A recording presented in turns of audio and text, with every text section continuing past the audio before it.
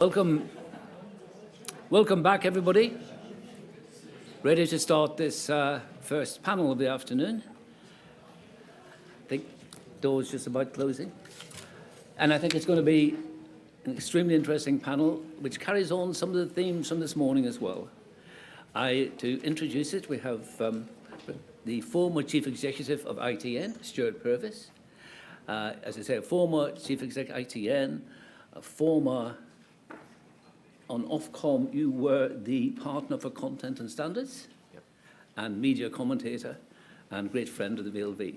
Stewart, I leave you in charge now, and you can introduce the rest of this distinguished panel in due course. I will do. Thank you, Colin. Good afternoon, everybody. A decision has to be made, and even no decision is a decision.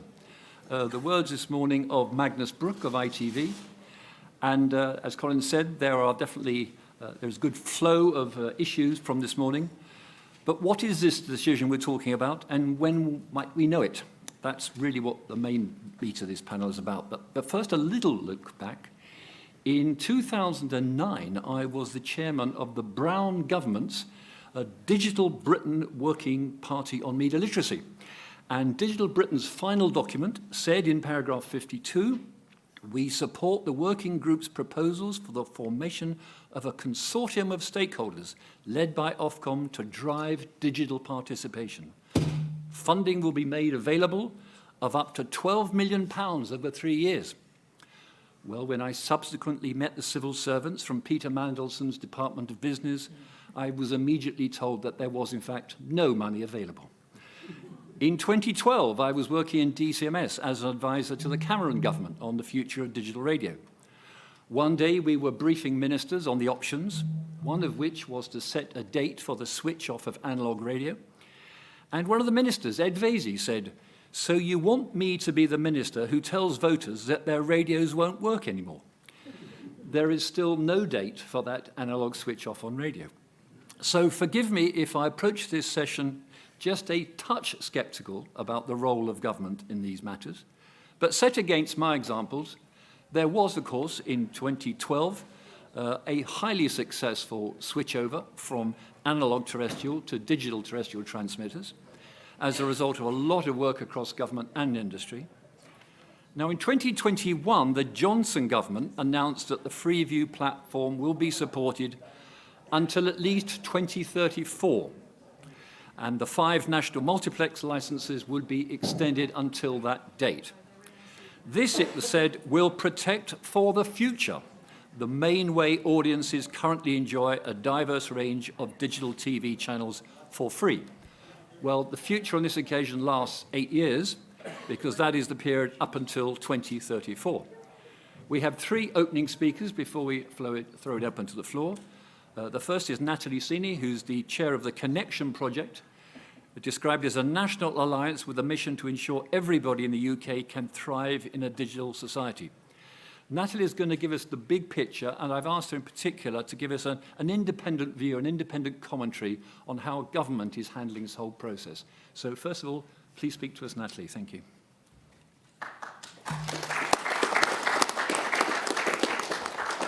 Thank you very much for having me. It's great to be here. It's my first VLV conference. I hope it won't be the last. And I'm not a broadcaster, but I am a listener and a viewer. And as Stewart has said, I'm leading work on the Connection Project, which does touch on the future of broadcasting. So what the Connection Project is bringing together those key industries who are seeing this digital transition happen. And we're at a really important point of change across the UK economy. It's a staggering 35 years since the internet came into our lives, but it does feel like that pivotal moment where we tip from digital being an option to actually becoming increasingly the default. And what we can all see is that digital services have changed just about every aspect of our lives, whether at home or work.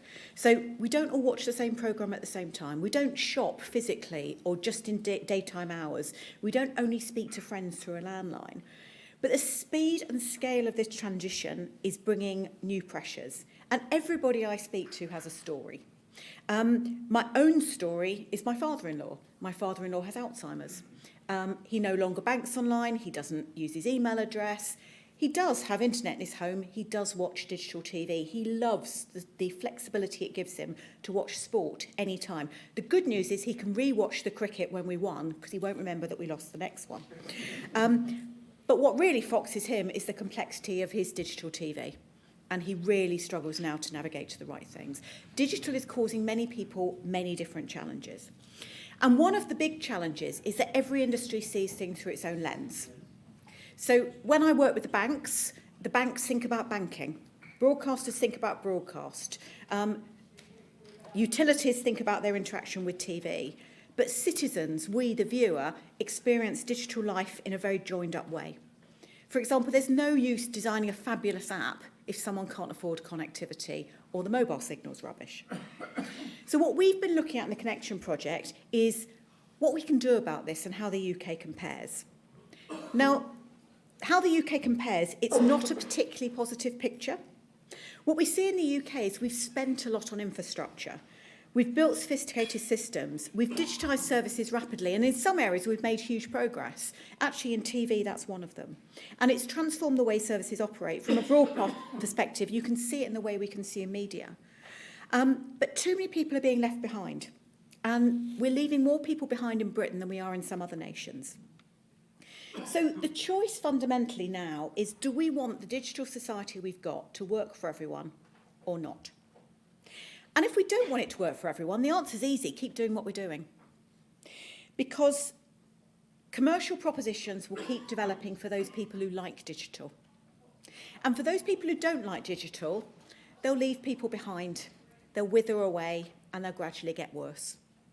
I work a lot with the banks, but we can see it with bank branch closures. They get smaller, the phone lines degrade. You can see it in government. HMRC turned their phone lines off for 6 months last year. You can see it in copper versus fibre broadband. Copper is degrading quickly. The copper service is worse than the fibre service. So if you want to accept that not everyone wants to be included, frankly, we don't need to do anything. But if we do care about services working for everyone, we do need to make active steps. And this does sound counterintuitive, but we believe that switchovers are one of the most powerful ways to make that happen. And that's because if you consciously decide to switch something off, you have to make the alternative work for everyone. And you can set conditions for that change. And broadcasting is one of the most important parts of this conversation. It's not the only sector going through change, but it's one of the most visible, one of the most valued, and one that requires legislation to make a switchover. We know that millions and millions of people, virtually everyone in the UK, rely on and enjoy television. It's one of the most trusted and widely used services we've got. And public service broadcasting plays a key role in bringing the nation together, delivering news and public service programming to millions of people every week. So how we manage the broadcasting change really, really matters. Not just for broadcasting, not just for listeners of the radio and TV, but actually as part of a wider national shift. And that's the debate that we've been having with government. The quick answer, Stewart, on timing is we expect the government's Green Paper to be published end of May or beginning of June. So this is coming up fast. And the debate going on is, how much is this wider than TV? So let's imagine for a second that at the end of May or beginning of June, the government comes out and does support a TV switchover and does set some conditions. What would have to be true to make this switchover work? Well, the sort of conditions I would imagine the government would set would be, we need every home to have decent internet and affordable internet.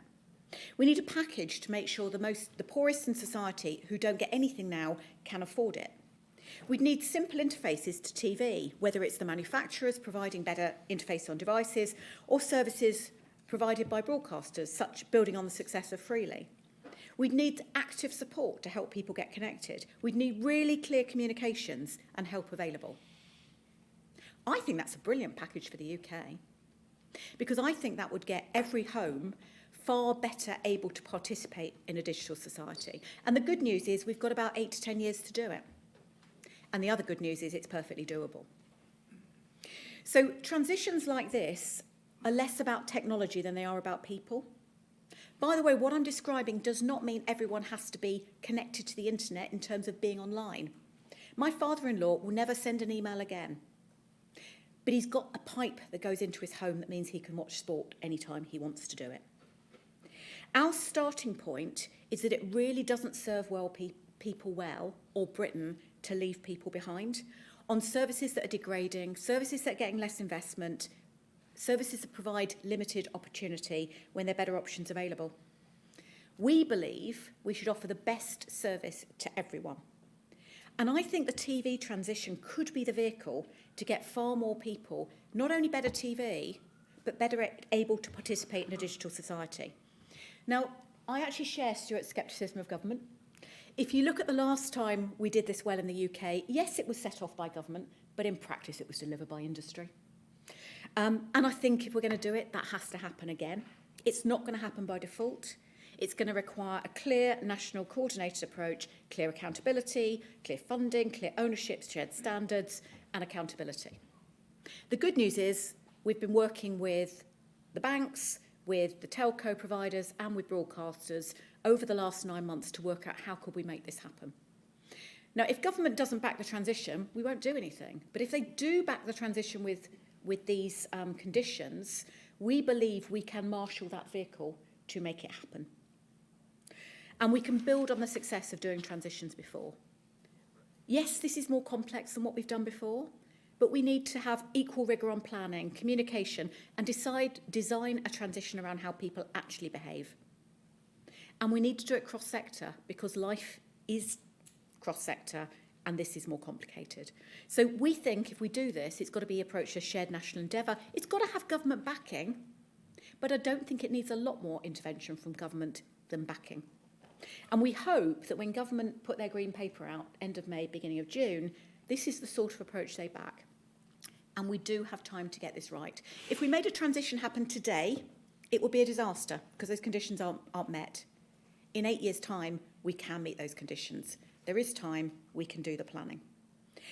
We can create a future where digital services are easier to use, more consistent, more widely adopted, a future where more people can participate in the full digital society, and a future where the benefits of digital can be realised at scale, and everyone can view more TV programmes more widely at times that suit them. And we think that's not only good for individuals, but the UK as a whole. So that's what I'm doing in the Connection Project, working with the broadcasters, with telcos, and with the banks. And we are talking very actively with government to see how we can make this happen. Thanks. Thank you very much.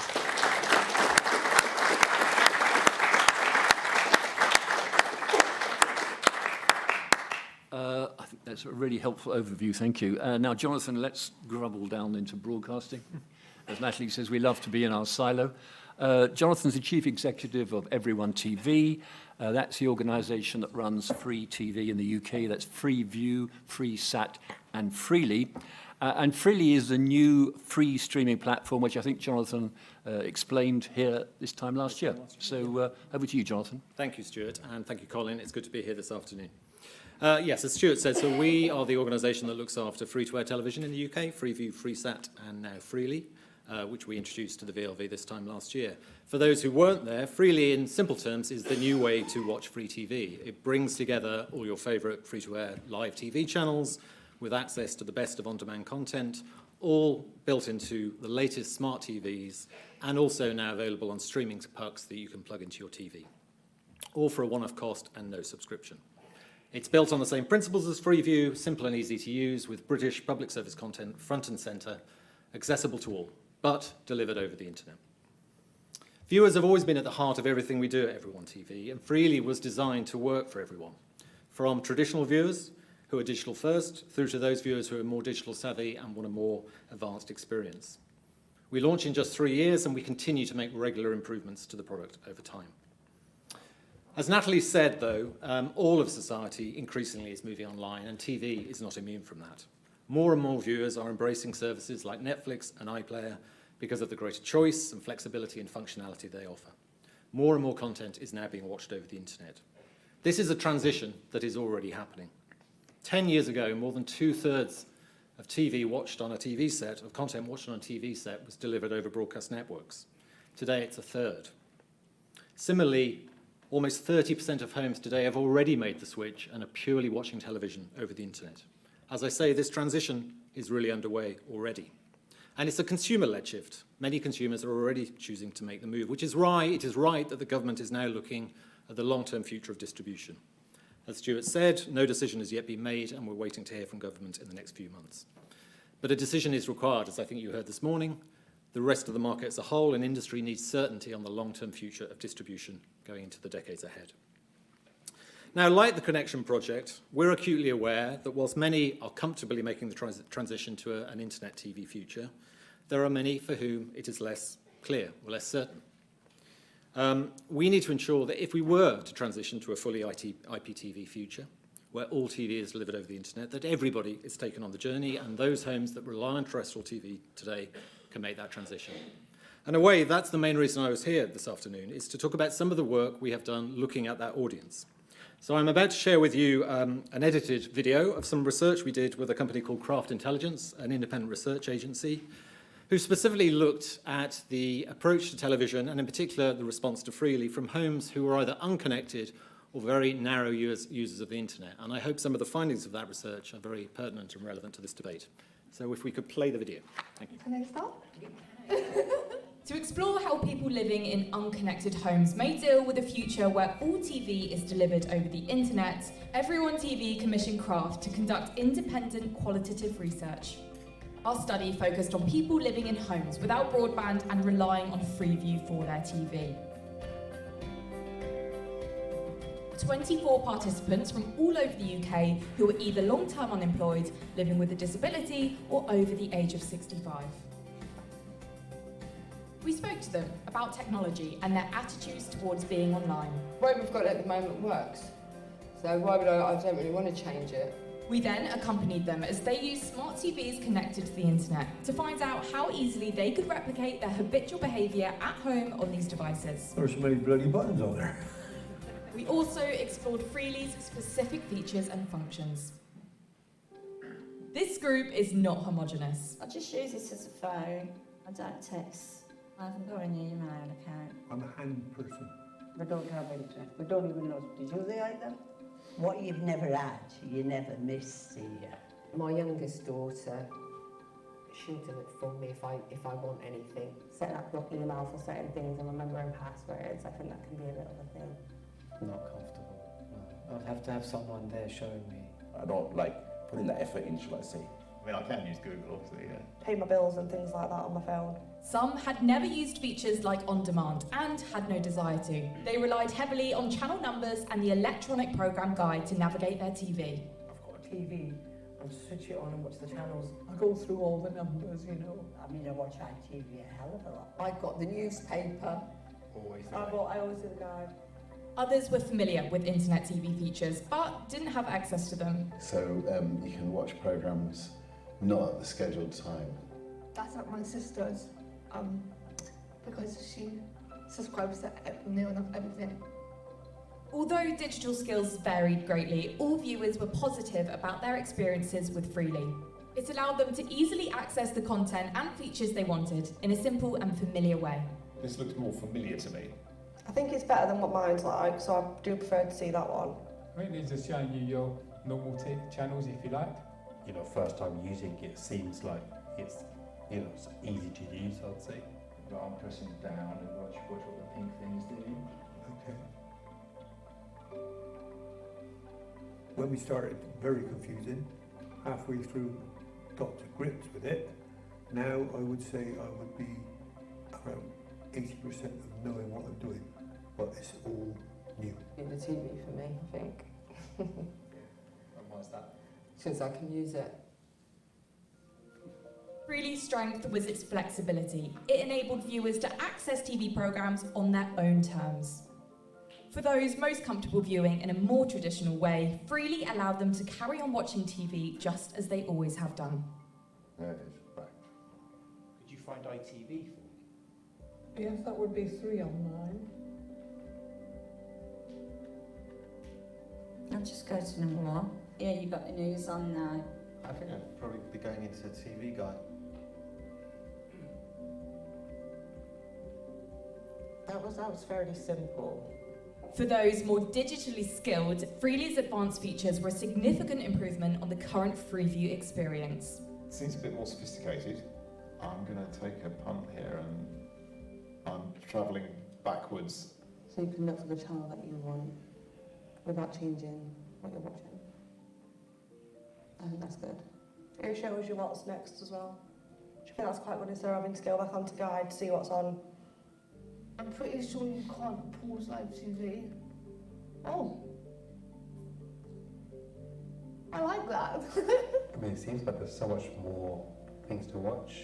I feel excited that someone who doesn't really get much time in front of the TV, and if I know it's something that's coming up 2 hours later and I could just click on it and watch it straight away, 100% I'd watch it. I would have never thought that you can actually do that on the TV.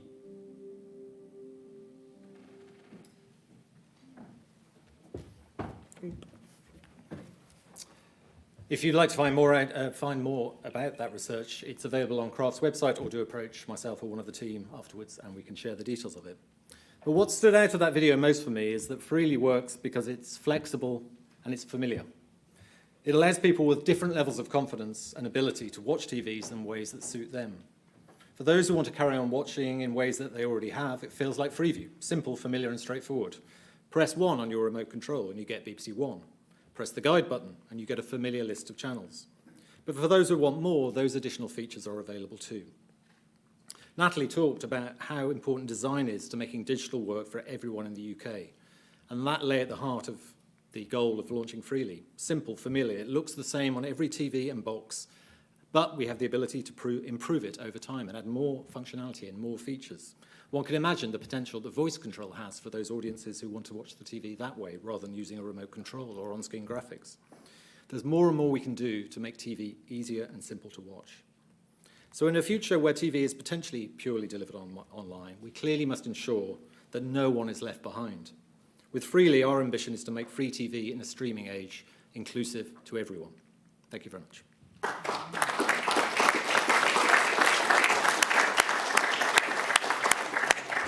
Thank you. And Elizabeth Anderson is our next speaker, our third opening speaker, Chief Executive of the Digital Poverty Alliance, which says, together we can end digital poverty once and for all. Elizabeth. Thank you, Stewart. As Stewart says, my name's Elizabeth. I'm Chief Executive of the Digital Poverty Alliance. I'm going to explain what those words mean in a moment. And we are part of the Broadcast 2040 Plus coalition. And also I had the opportunity to sit on the DCMS Stakeholder Forum on the future of TV with colleagues who I see around the room. So first of all, what is digital poverty? What does that actually mean? Well, Natalie has touched on that quite a lot. Jonathan's referenced it as well. But we talk about it being the inability for an individual to access online services, how, when, and where they need to. All of those words are very carefully chosen.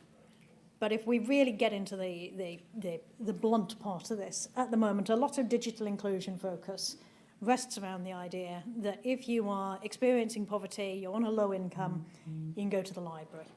Well, that's not very helpful for watching TV. You're not really going to book your half-hour slot at the local village library in order to go and watch the news at 10, because it will be very much shut. It includes access to kit. It includes access to connectivity. It includes the skills. It includes the accessibility of services and whether they're designed for the end user, not the ideal user. It includes the skills, the confidence, the trust that goes in to actually using a device. And it includes the support as well. What happens when it all goes wrong?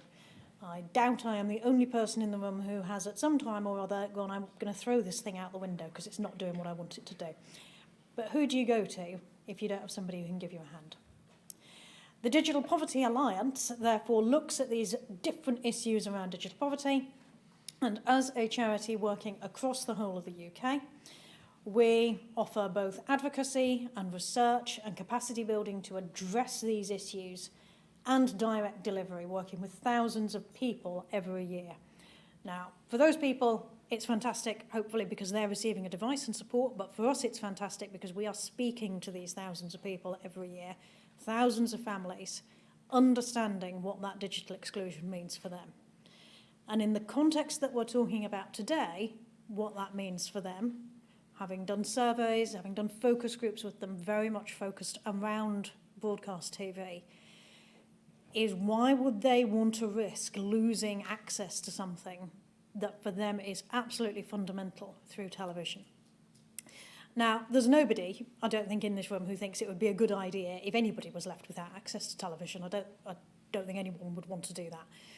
And I think everybody wants to see digital poverty ended. As Natalie said, it's an ever more digital society. It becomes more and more and more difficult to get through life if you don't have that access.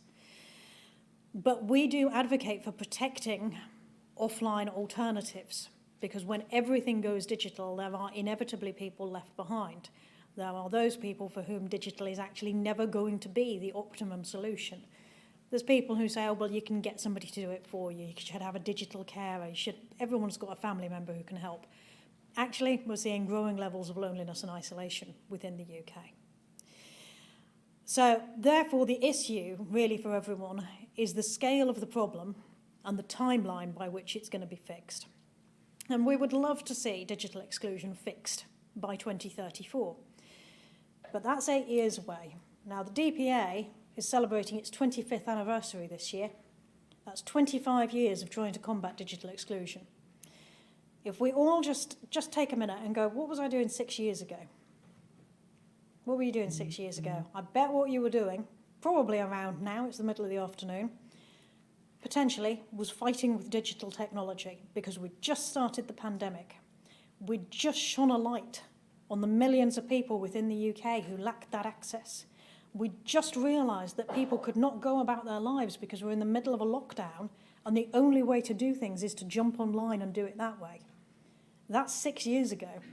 And arguably, not a great deal, realistically, has really changed in terms of the support being provided to the most vulnerable people, the most digitally excluded people within the UK. So, lots of different people have lots of different numbers around the scale of the issue. We maintain, based on research done for us by Deloitte a couple of years ago, that 2 million people are excluded because they can't afford a device, 2 million people are excluded because they can't afford connectivity, and around 15 million people are excluded because they lack basic digital skills. When I say that, I mean changing the volume on their phone. I mean turning a laptop on. I mean setting a password or setting up an email address. 1 in 17 of all of those. They can't afford the piece of kit, they can't afford the connectivity, and they don't have the skills. Even Ofcom say 2.8 million people are totally offline today, and there's millions more who are underconnected. Maybe they use WhatsApp on a smartphone, but that doesn't mean that these are digitally included people. Poverty is rising, child poverty is rising. This is an issue of impacting all age groups. The Joseph Rowntree Foundation predict that more children will be in poverty at the end of the decade than now. So poverty, the affordability area, is not getting sorted out. There was a digital inclusion action plan published by government last year. It was a series of short-term steps. The DPA is very supportive of this. We have a delivery partner within that plan. But it does feel in the discussions about broadcast TV that the digital inclusion action plan is doing a lot of heavy lifting. It'll be fine. There's an action plan. It was a series of short-term steps. What it's achieved so far is funding some local community projects for digital inclusion, setting up an action committee, papers are being discussed, but there's no 8-year plan to see universal internet connectivity. Access and affordability is therefore not the same thing. There is a plan to ensure that the connectivity gets to outside people's houses. There is no plan to fund this for the most poverty-stricken people in the UK. I was at an event yesterday, this isn't in my notes, was with Sea Cadets, and they were talking about the people that their unit support. And they said, we have to provide it free for the families in our area of East London. How much are the subs was one of the questions. 50p a week, but a lot of families can't afford that. Now, if parents can't afford a 50p piece for their child to do something, which is potentially the only opportunity they have outside school, they are not going to be able to afford, at today's levels, I think £12.50 remains the cheapest monthly social tariff in order to access the internet. And that's a cheap tariff. that is not the high-speed internet that you're going to need in this wide digital world. So, without a meaningful conversation around those costs, actually, we don't have that plan. 77% of people say that they're happy with the current hybrid solution. They can watch streaming and on demand if they want to, or they can not if they don't want to and they just want to press 1 and BBC One turns up. We recently delivered a petition signed by over 140,000 people wanting to save Freeview television, wanting that decision to be on the side of retaining what is a safety net, because a third of people don't want to have to pay more for TV. Now, our whole gig at the DPA is ending digital exclusion. We want everyone who wants to be able to move into being able to access digital services. But removing a safety net and hoping that a bit like the banking, a bit like moving all of the NHS services online, a bit like the fact that all the homework is now online, it's very rare to find a school where you can still be doing things pen and paper, just saying we're going to move it online and hoping for the best and hoping that a government department is suddenly going to find what is predicted to be over £1 billion to fund that, or that somebody else is going to find the £1 billion to fund that for the most digitally excluded and the people in most poverty, disabled people, older people, single parents, those with long-term health conditions. It's not enough. There are then a wealth of skills issues, and I think the research that Jonathan's team did was brilliant, but every person was helped and supported. Now, if that help and support was going to be made available to every household, including support for if it goes wrong, if it logs you out or your router stops working, I realise you don't need a login, of course, specifically for Freely, but for other services you do. If the router needs reset and you don't know what those two words mean, who is going to pay for that? Now, if somebody is going to pay for it, it's a digital inclusion dream. But in 8 years, in the middle of a cost of living crisis, we are sceptical that that is actually going to be agreed to and not value engineered out. So, in summing up, we do feel that this is a safety net. We do feel that poverty is on the rise. We do realise that there's already a two-tier system. Some people have streaming, other people don't and are perfectly happy watching Freeview, which is a fantastic service. Access to quality television must not be behind a paywall of paying for broadband and must not require skills that people have no access to be able to learn. 8 years, in our view, is too soon, so we do want to see TV saved and push that decision into the 2040s when perhaps actually digital inclusion will be a reality in the UK. Thank you.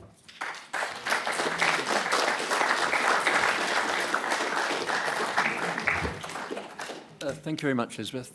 Just to start the questions from me, I think this is probably for Jonathan and Natalie. When I first saw the video, Jonathan, because you kindly, the team sent it to me, I thought, yeah, that's a really impressive demonstration of what a good interface you have created with people who are put in front of it for the first time. But have you answered the point that was made by one of the people, which is, I need someone there showing me? And it goes to what Elizabeth has said. Who are these people who are going to tour the country, going into homes, teaching people how to go online? Well, I'll talk specifically about TV, and then perhaps Natalie might want to talk about kind of digital enablement more generally. So, I mean, I think you talked, Elizabeth, in your remarks about if there were to be a transition to a fully IPTV future, there's a number of things we need to solve for, and I'm sure we'll talk about things like availability and affordability, but usability is probably the one that's most pertinent to this discussion and this question, Stewart. Yeah, I mean, there will need to be a help scheme, as there was during digital switchover, where for many homes it was relatively straightforward, for other homes there was a need for support and help, and that's partly needs to be funded sort of financially, and partly it needs clearly can be through sort of family and other networks. So I don't think we would dispute, and much of what Elizabeth said I sort of agree with in a way. There are going to be homes for whom this will be challenging without support and help. And that help and support needs to be put in place. I guess where we come from is that is achievable, and there are some wider benefits that come from it. But a lot of Elizabeth's concerns, I don't think we dispute. I think they are things that need to be addressed. Agreed. And help and support would need to be in place, is my quick answer. Slow answer. I think, so, we have done it before. We have supported people. But I think what can be used this time is, if we're talking about these homes that aren't connected, they're also not connected to the internet. And you already need people to go in to physically connect them to the internet. We're doing a pilot at the moment through the Connection Project, where we're working with Openreach and BT, who would have to connect them. We're working with the local council. We're doing a pilot in Essex, and we're working with Everyone TV to say, could we train up the people who put the broadband in to spend time helping people use the TV? Can we use that expertise of the engineers who are already having to explain how the internet works? Can we multi-skill the various people who have to come in anyway to do that? So we're doing that pilot live now with a couple of hundred homes in Essex to understand what skills would be needed by that person who goes in. Because in practice, you have to go in anyway to put the broadband in. So let's understand what that intervention would be like. And if I go back to, I mean, Jonathan knows far more about me than this subject, but last time we did this, the help came from many angles, and we would have to do the same. There are many touch points. My memory of last time is that, people had aerials, yep. and they were still going to have an aerial, but they might have to change the aerial or adjust the aerial or something.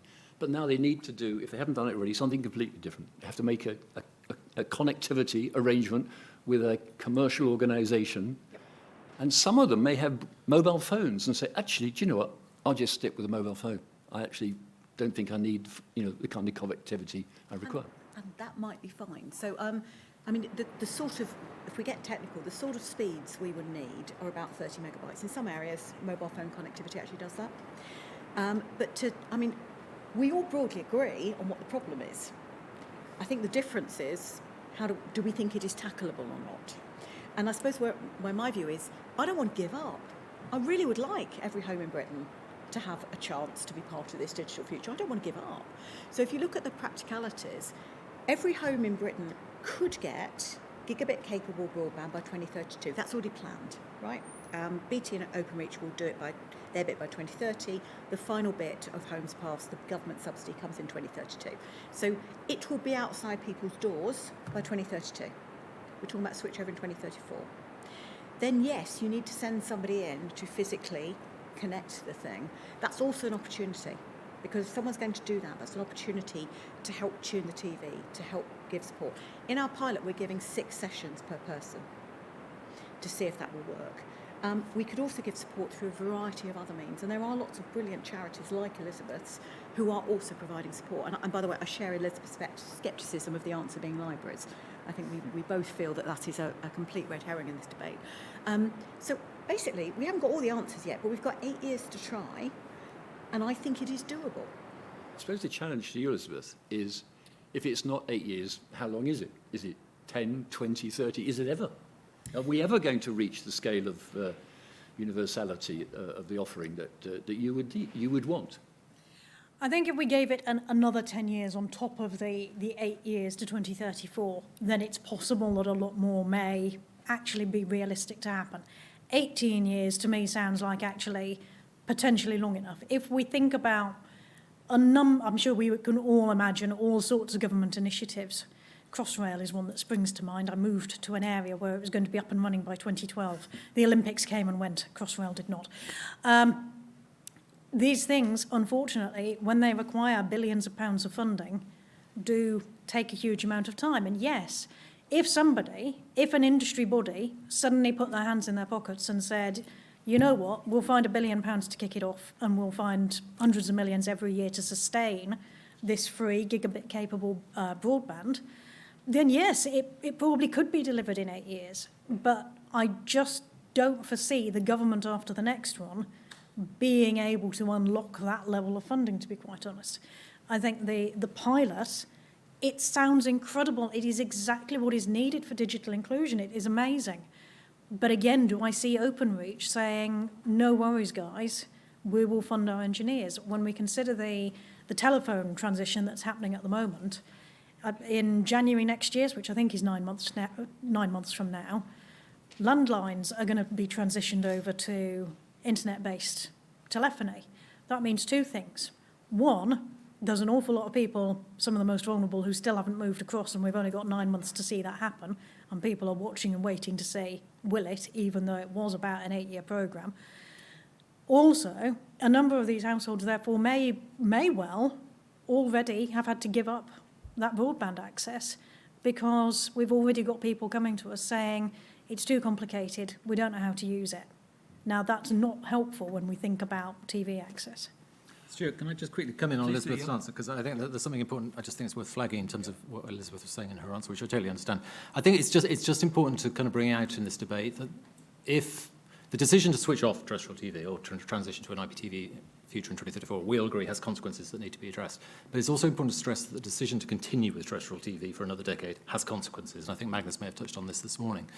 The terrestrial network has done a brilliant job for 20 years of serving viewers, but it is being used by less people. It is end of life. If we continued it for another 10 years, it needs a complete refresh in terms of investment. It requires a financial commitment, effectively by the broadcasters, of £1 billion over that period. And that actually will require some customers to get new kit because of the changes to the network. So Elizabeth's arguments are very legitimate. I'm not disputing them. But I think it's important in this debate that we realise at a time when public service broadcasting is already under a lot of pressure, and one of those pressures is the cost of distribution, to load on additional distribution costs at a time when you are serving, yes, definitely, serving potentially a group of homes for whom they want to keep Freeview because they've liked it and loved it, but it's a diminishing part of the marketplace. And it will be a service, and I hate to say it because I love Freeview, I look after it today, it will be diminishing in terms of what it offers viewers. It won't be the same as today. It will have less channels, less functionality, and that digital divide will get worse. Quick, Natalie, because I want to move on to a different Two very quick points. Firstly, on cost. Industry will save money if they can turn off old systems. That will fund a lot of this transition. So I actually don't think we need £1 billion from government. I'm not going to reveal all my economics, but we do not need £1 billion from government. And what I do know about the way government thinks and industry thinks, if you say 18 years, everyone goes, great, don't need to worry about it at all. I'm not going to do any planning. If you say 8 years, decision now, clock's ticking, everyone goes, oh God, I better get on with it. So my fear about the 18 years is everyone does absolutely nothing for a decade, at which point more and more people are left behind, we still incur the costs, and in 10 years' time we're exactly where we are now, but people are worse off. I want to give Elizabeth a chance to come back to that, but I do want to cover some other issues. And you've given us a bit of a transition there, Jonathan, by mentioning what Magnus said earlier. When you and I were both at Ofcom, I can remember discussions about the future of the DTT network.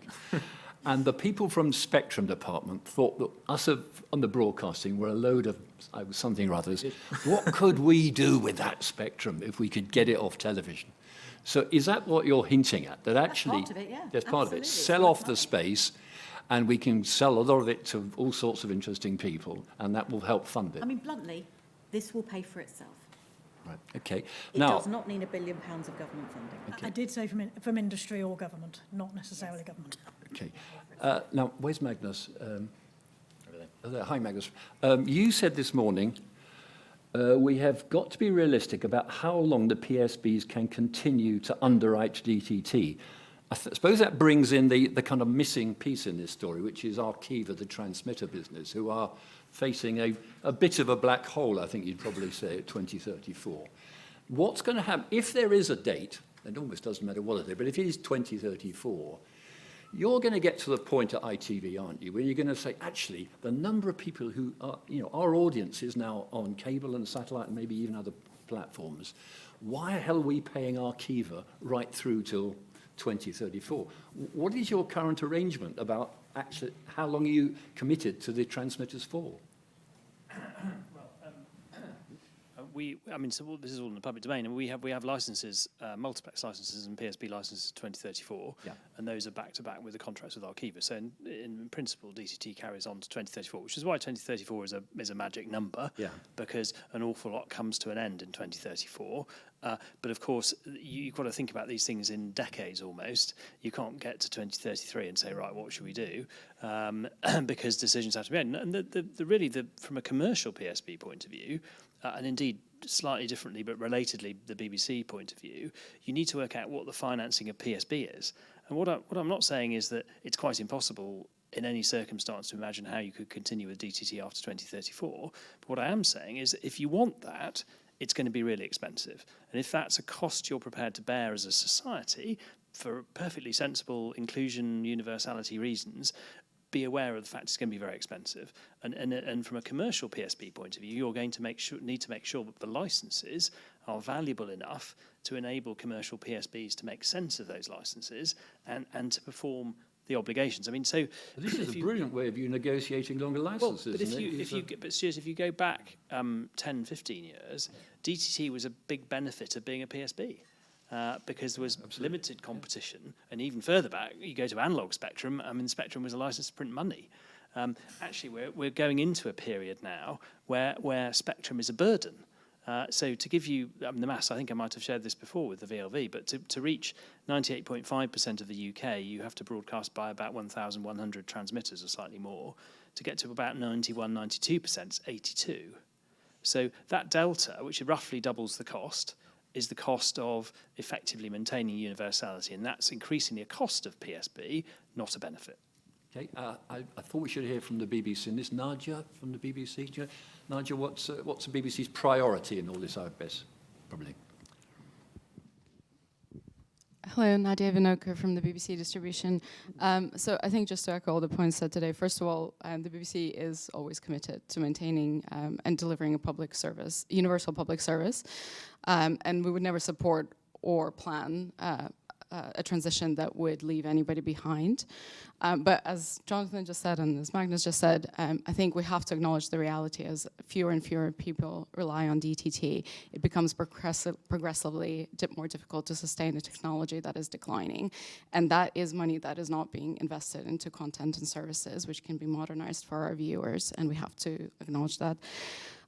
Which is why the BBC also believes that we support a managed and well-planned transition to all IPTV in the future, but obviously with the conditions that, as Natalie and others have said, that have to be met in order to get there. So this is not about a date and this is not about a cliff edge, but this is about starting and planning for this now. Because ultimately, and again, as we've just heard, this is the only way to really be truly universal in the future, in a society where more and more services are increasingly digital, is to ensure that all audiences can access the benefits of IPTV and benefits of freely, that, as we just saw.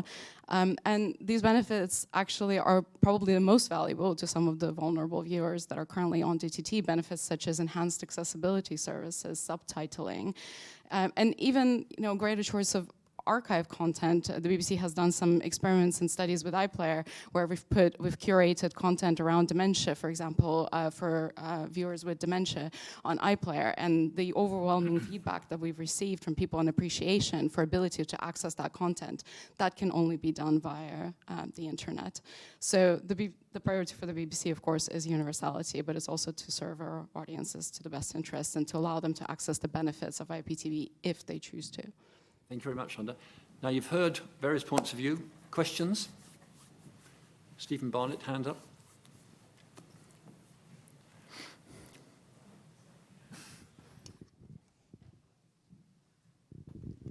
Thanks. Steve Barnett, University of Westminster. I was on the government panel last year with Jonathan and Elizabeth and Magnus looking at distribution. And as they all know, I'm actually quite agnostic. I'm kind of in the middle. But I've got one comment and then a couple of questions. The comment is this. There's been quite a lot of talk about this being, we've seen it happen before. We've got a model of analog switch off to digital. This is absolutely nothing like that. And I think Stewart sort of made that point. This is a completely different process. Because one of the people in the video was talking about you just press a button and you watch TV. And that didn't change after switchover. You press the button and you watch TV. This is going to be a completely different model for accessing content on television. And the processes are more complicated. So I think to use that as an analogy and to say we can learn lessons from that, I don't think we can. I honestly think this is a completely different process. Your question is? Thank you. Two, first of all, what's going to happen to radio? No one's mentioned radio, but those of us who listen to it at football matches, on trains, whatever, AM is fine. You get it over the air, but you're not going to get it via wireless. And secondly, what about the hybrid homes where, and this is a question for Jonathan really, where it's all very well to talk about those who are not connected and the work you've done there, but what about, have you done any work in homes that are hybrid, where you might have one main TV connected, a smart TV, but actually most of the household are perfectly happy on digital over-the-air connections, and some members of that household will struggle, but they will not be caught up by any kind of help program. Who wants to go first? Jonathan? I should comment on the very first point, Steve, about lessons from digital switchover. I'm going to sort of agree with you. The nature of any transition in TV would be different to analog switch off or digital switchover 20 years ago. I don't know if I brought it up, but my only point would be I think there are some lessons learned in terms of, I think Natalie said, although the government sort of kicked it off, it was industry-led. I think that is a lesson learned. And I think the other lesson learned was sort of priority early and planning and coordination. So I think there are some lessons to be learned, but I would agree with your core point. It's different. I think that's totally acknowledged. And sorry, the video wasn't trying to imply it's just as straightforward as digital switchover. On radio, I might duck that and ask a colleague from the BBC to answer. Sorry, I'm giving Nadia a heads up. My understanding is radio can continue if terrestrial TV is switched off, but Nadia may want to pick up on that. And then on the hybrid household question, I mean, I think it's a perfectly legitimate question. Clear, I think you were sort of referring, would a help scheme extend to just the main set or second sets? Obviously, things like that would have to be sort of worked through in months ahead. But I suppose our view would be from a Freely perspective is we've tried to ensure that Freely is positioned as a service that can work on any TV set, is ranges in price from sort of very expensive high-end TVs to very affordable cheap devices, both small TVs for bedrooms for less than £100 and also now plug-in devices. So it then would very easily transform the TV in a bedroom into a TV that broadly behaved the same but was just connected to the internet. So we hope that Freely is part of solving the problem of making TV work simply and easily for everyone on every TV. I don't know, Natalie may want to add. I agree with Jonathan. Questions from anyone who, I think you had a question this morning. Anyone Does Nadia want to answer radio? Oh, sorry. Yes, Nadia. She probably doesn't. I've put her on the spot. Nadia, are you going to tell me that my radio won't work?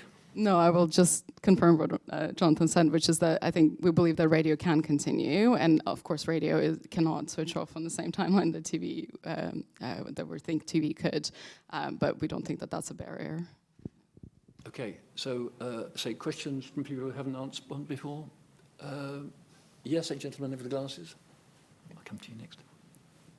Sorry, all the talk is about receiving TV, receiving radio.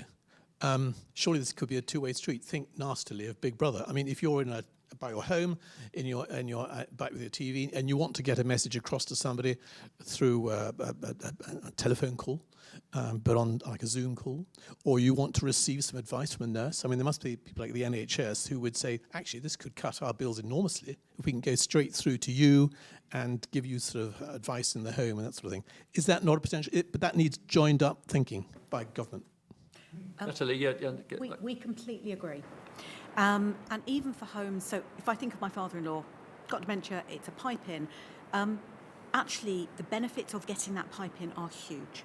So if you look at social care, increasingly, and I'm living this now, social care increasingly needs internet in the home for monitoring.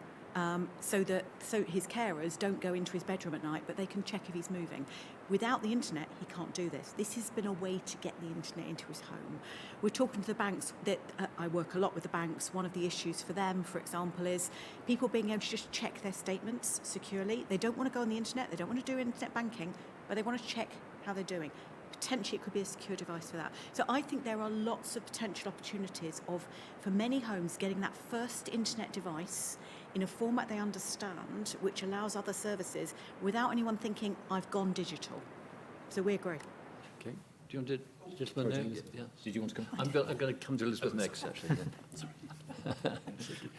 Hi, Richard from the Digital TV Group. For the first time with television, of which for many years we've been providing new TV products and asking the audiences to learn how to use them and adapt to use them. And this is the first opportunity with television where we can adapt television around the user.